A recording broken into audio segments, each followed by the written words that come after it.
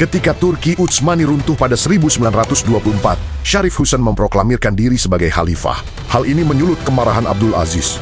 Ambisi Abdul Aziz untuk menguasai seluruh jazirah Arab membawanya terlibat perang dengan Syarif Husain yang dikenal sebagai Perang Hashimiyah pertama, yang berakhir dengan jatuhnya kekuasaan Hashimiyah di Hijaz.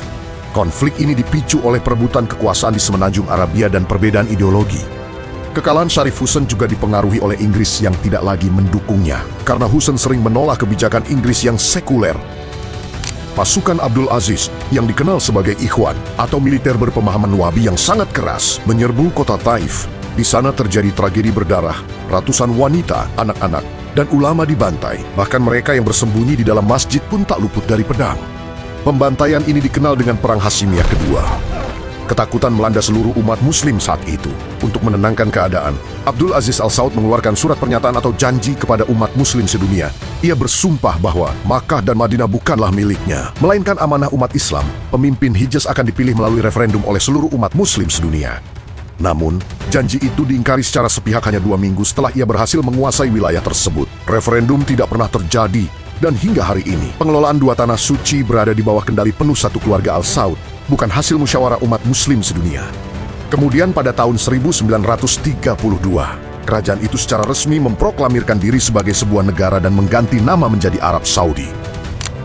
Di balik perebutan kekuasaan di Makkah, ada tragedi lain yang sedang terjadi, yakni di Palestina. Saat umat muslim di Jazirah Arab sibuk berperang dengan saudaranya untuk memperebutkan tahta, bangsa Yahudi mulai bermigrasi besar-besaran dari Eropa ke Palestina atas dukungan Inggris melalui Perjanjian Balfour. Syarif Husain sebenarnya sempat menolak keras Perjanjian Balfour ini, namun posisinya lemah karena ditekan oleh serangan pasukan Saudi dan Inggris tidak lagi mendukungnya.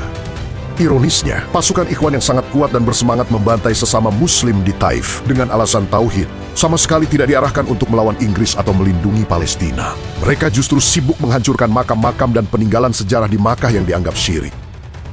Pada akhirnya, setelah Abdul Aziz merasa pasukan Ikhwan terlalu radikal dan memberontak, ia melakukan operasi pemusnahan.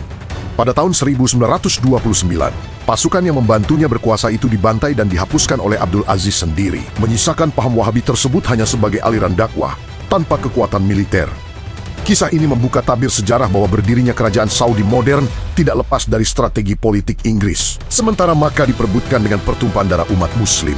Palestina dikhianati dan dibiarkan berjuang sendirian karena perpecahan internal umat yang lebih sibuk saling mengkafirkan saudaranya sendiri daripada melawan penjajah yang sebenarnya. Jika kisah ini memberi wawasan kepada Anda, like dan ikuti channel kami. Terima kasih sudah menonton.